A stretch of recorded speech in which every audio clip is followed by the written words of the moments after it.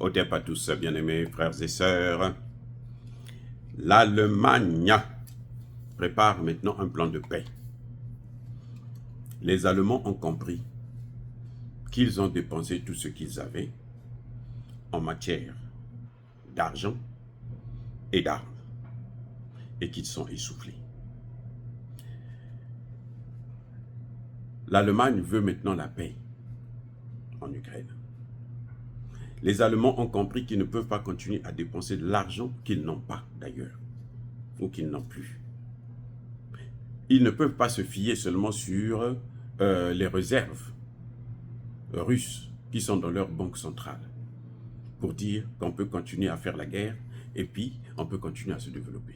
Surtout que l'économie allemande est en train de prendre un coup, mais alors sévère. Je vous ai parlé de Volkswagen qui est aujourd'hui en décadence, qui est en train de tout perdre, qui est en train de fermer en Allemagne.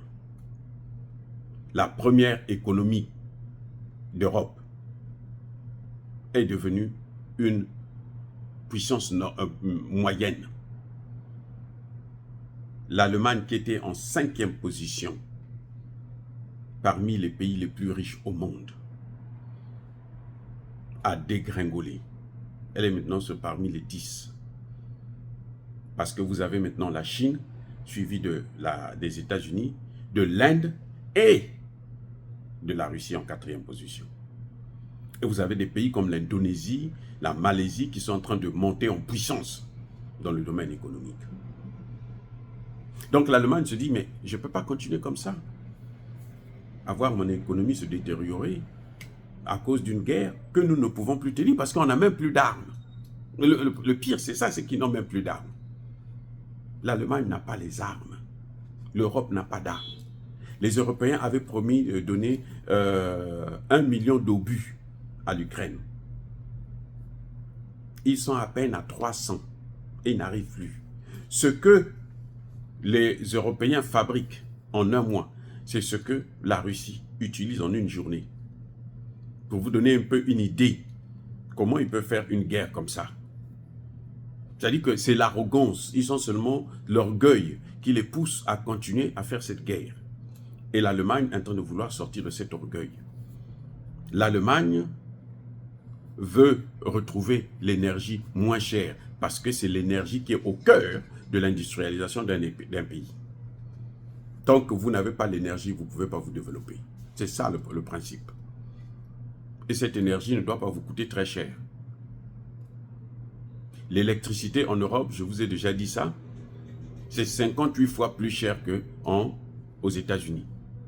Le gaz, 345 fois plus cher qu'aux États-Unis.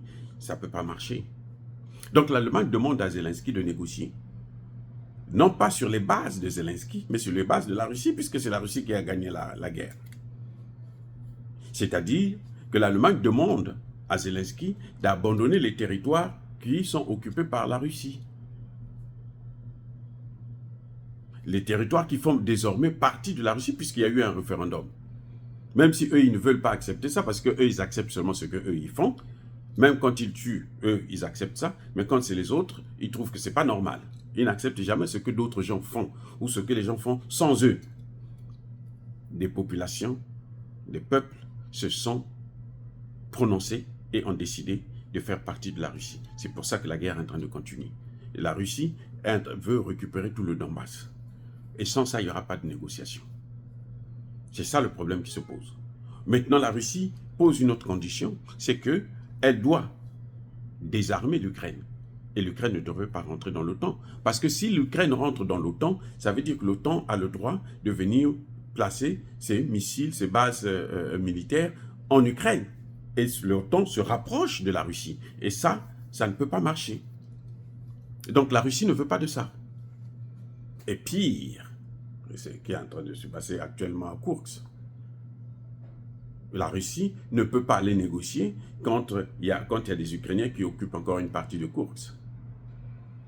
Non, ça ne se fera pas. Donc l'Allemagne, en tout cas, est en train de se laver les mains, se dire que non, bon, ben moi, s'il n'y avait que moi, voilà comment on devrait faire. Malheureusement, les Européens, en majorité, ne sont pas d'accord. Vous avez à peine le Hongrois, Viktor Orban, qui veut que, effectivement, les choses changent et qu'on puisse avoir la paix. Parce qu'ils ont plus à gagner à avoir la paix que de continuer cette guerre. Plus ils vont continuer cette guerre, plus l'Europe va s'appauvrir. Ben oui, ils vont s'appauvrir comme ils ont appauvri l'Afrique. C'est ça le problème. Et l'Afrique ne peut pas leur venir en aide parce qu'ils ont détruit l'Afrique. Ils ont pillé les matières premières et ils ont tué les leaders africains qui voulaient faire du bon travail et ils ont placé des pantins au pouvoir, comme on le voit au Sénégal, en Côte d'Ivoire, des gens qui sont là pour leur servir. Mais ça va continuer jusqu'à quand? Puisque dans ces pays-là, les gens sont en train de se révolter maintenant. Les gens ne sont pas contents. Ils peuvent les garder par la force, mais jusqu'à quand? Voilà, en tout cas, Olaf Scholz a compris peut-être, ou bien il le fait parce que, bon, il ne sait pas quelle sera l'issue, comment ça va se passer, mais en tout cas, il a compris que la voie qu'ils sont en train de suivre là, ce qui est clair, c'est que ce n'est pas la bonne voie. S'il le fait par hypocrisie, s'il a l'intention de vouloir encore manipuler la Russie, mais qu'il sache que les accords de Minsk, il n'y aura plus Minsk 3.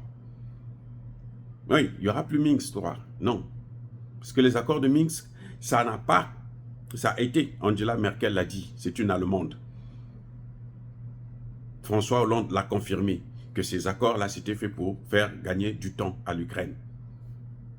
Il n'y aura plus ça. La Russie n'est pas aussi stupide que ça. On ne peut pas tomber dans un piège. Une fois, deux fois, trois fois, sinon on est ridicule. Oh, les amis, soyez bénis, abondamment bénis par le Dieu des Kémites et par nos ancêtres évangélisés. Mais que tous ceux qui persécutent le continent africain, le pillent et le déstabilisent, qu'ils soient noirs, blancs, chinois, arabes, juifs, indiens ou qui qu'ils soient punis, maudits, foudroyés, neutralisés, écrasés, effacés par le Dieu des Kémites et par nos ancêtres évangélisés. Vive l'Afrique éternelle, j'ai dit et j'assume.